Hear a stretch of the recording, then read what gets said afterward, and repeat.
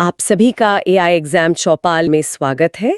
आज हम लोग झारखंड के इतिहास के एक महत्वपूर्ण टॉपिक झारखंड राज्य निर्माण आंदोलन के प्रथम चरण के ऊपर एक विश्लेषणात्मक एवं सारगर्भित चर्चा करने वाले हैं, जो आने वाली जेपीएससी तथा झारखंड में आयोजित होने वाली सभी प्रतियोगी परीक्षाओं के लिए अत्यंत महत्वपूर्ण है। जी बिल्कुल।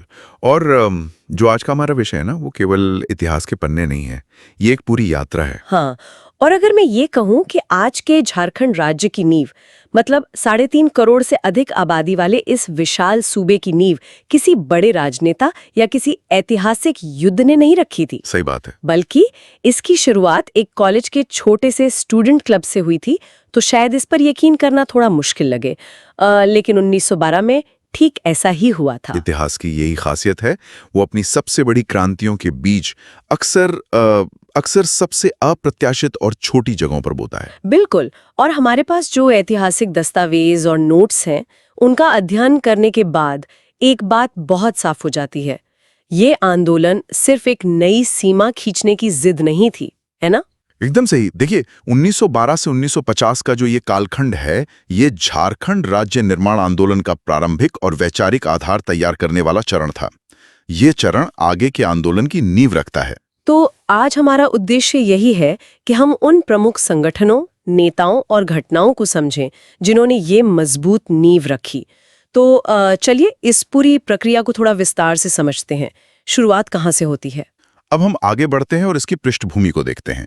1912 में जब बंगाल प्रांत का विभाजन हुआ और बिहार उड़ीसा नाम का नया प्रांत बना, तो अंग्रेजों ने नक्शे पर बस एक लकीर खींच दी। हाँ, और छोटा नागपुर और संथाल परगना को मैदानी इलाकों के साथ जोड़ दिया।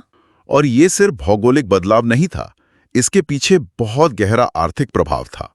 विशेषकर जमींदारी व्यवस्था थोपे जाने से आदिवासियों की जो खूंटकट्टी और भूइंहरी व्यवस्था थी, जो सामुदायिक कृषि प्रणाली थी, हाँ, उसे पूरी तरह से नष्ट कर दिया गया। मतलब जो व्यवस्था सैकड़ों सालों से चली आ रही थी, जहां जमीन पूरे समुदाय की होती थी, हाँ, उसे कागजों पर बदल दिया गया। और जो लोग मालिक थे, वे रातों रात अपनी ही जमीन पर किराएदार बन गए। और जमीन छीनने से भी बुरी बात ये थी कि वन कानूनों ने उनके अपने ही जंगलों में उनका प्रवेश गैर कानूनी कर दिया।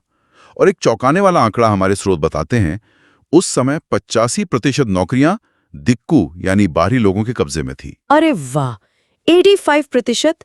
ये तो अपने ही घर में विस्थापित हो जाने वाली स्थिति है। बिल्कुल, हर तरफ से एक आर्थिक घुटन पैदा की जा रही थी।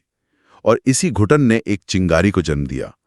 और ये चिंगारी हजारीबाग के संत कोलुम्बा महाविद्यालय के एक युवा छात्र के विजन से आई। जे बार्थोलोमन, है ना? जी, ये फैक्ट बहुत महत्वपूर्ण है, इसे नोट कर लें। जे बार्थोलोमेन मूल रूप से चाईबासा के थे। 1912 में ढाका विद्यार्थी परिषद के एक सम्मेलन से प्रेरित होकर उन्होंने रांची में क्रिश्चियन स्टूडेंट्स ऑर्गेनाइजेशन की स्थापना की। अच्छा, तो ढाका के सम्मेलन का उन पर बहुत प्रभाव पड़ा था। हाँ, और इसीलिए जे बार्थोलोमेन को झारखंड आंदोलन का जन्मदाता माना जाता है। छात्रों को ये याद रखना चाहिए कि ये झारखंड के प्रारंभिक संगठनों में से एक था। लेकिन यहाँ एक बात ध्यान देने वाली है, इस संगठन का शुरुआती उद्देश्य तो बहुत ही सीमित था ना। मतलब गरीब ईसाई विद्यार्थियों की आर्थिक मदद करना, एक कल्याणकारी समूह की तरह। शुरुआत में ऐसा ही था, लेकिन जब आप छात्रों को एक मंच पर लाते हैं, उन्हें शिक्षा मिलती है, तो चर्चा केवल किताबों तक नहीं रहती। जल्द ही ये आदिवासियों के सामाजिक और आर्थिक उत्थान का मंच बन गया। ये तो बिल्कुल वैसा ही है जैसे कॉलेज का एक स्टूडेंट क्लब एक बड़े आंदोलन का रूप ले रहा हो। लेकिन 1915 आते आते कुछ अजीब हुआ। अजीब कैसे? मतलब जे बार्थोलोमेन अब रांची के संत पॉल विद्यालय में शिक्षक बन गए थे। हाँ जी। और 1915 में एंग्लिकन मिशन के बिशप केनेडी के सुझाव पर संगठन का नाम छोटा नागपुर उन्नति समाज कर दिया गया। जी बिल्कुल।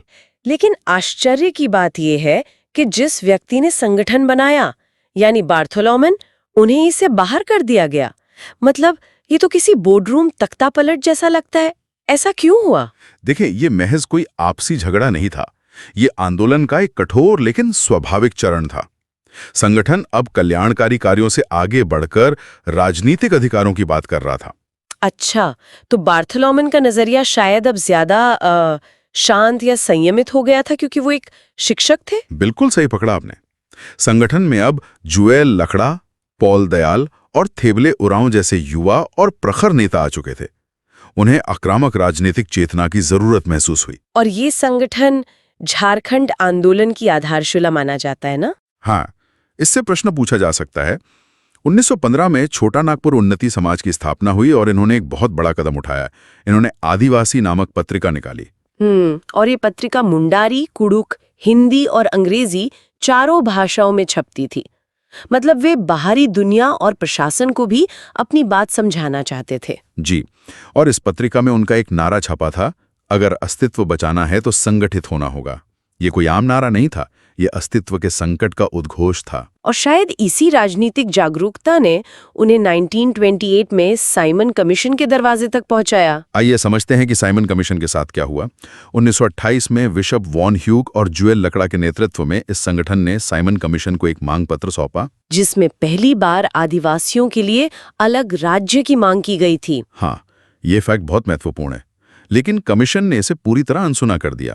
पर क्यों? मतलब साइमन कमीशन तो प्रशासनिक सुधार के लिए ही आया था ना? देखिए, साइमन कमीशन का ध्यान उस समय बृहद राष्ट्रीय मुद्दों पर था, जैसे प्रांतीय स्वायत्तता और हिंदू मुस्लिम प्रतिनिधित्व। जो चीजें बड़े वोट बैंक का हिस्सा नहीं थीं, वे हाशिए पर रह गईं।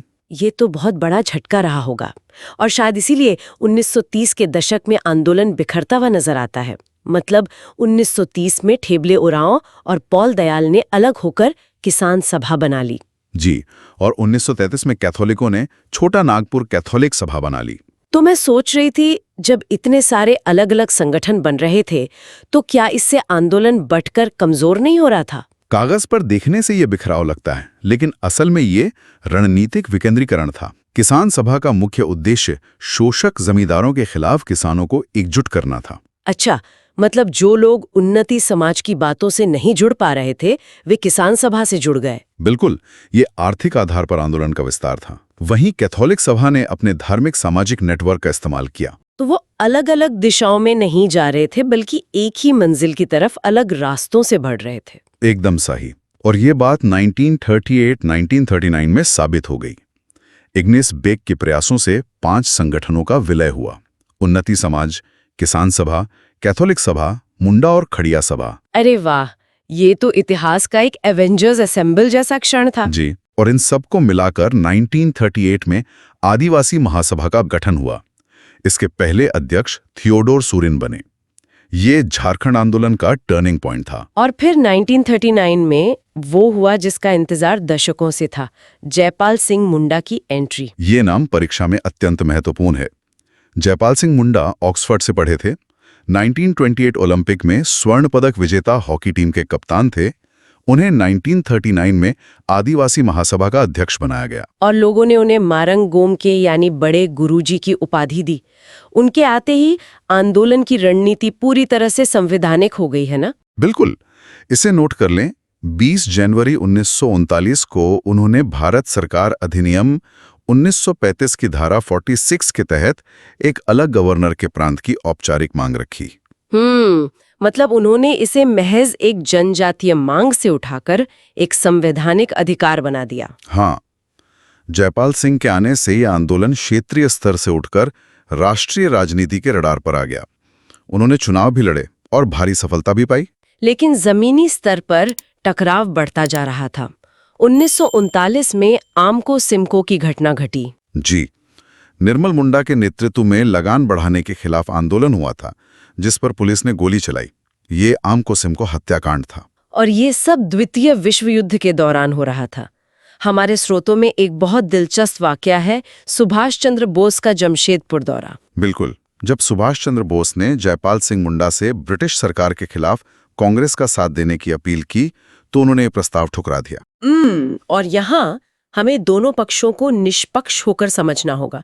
कांग्रेस का मकसद देश की आजादी था, लेकिन आदिवासी महासभा को डर था कि अंग्रेजों के जाने के बाद उनकी जमीन और पहचान छिन जाएगी। सही कहा। आदिवासी महासभा ने विश्व युद्ध में ब्रिटिश सरकार का साथ दिया, इस उम्मीद में कि शायद युद्ध के बाद अंग्रेज उनकी अलग झारखंड राज्य की मांग मान लेंगे। लेकिन सबसे दर्दनाक टकराव तो आजादी के ठीक बाद हुआ, 1 जनवरी 1948 को। हाँ, खरसावा गोलीकांड।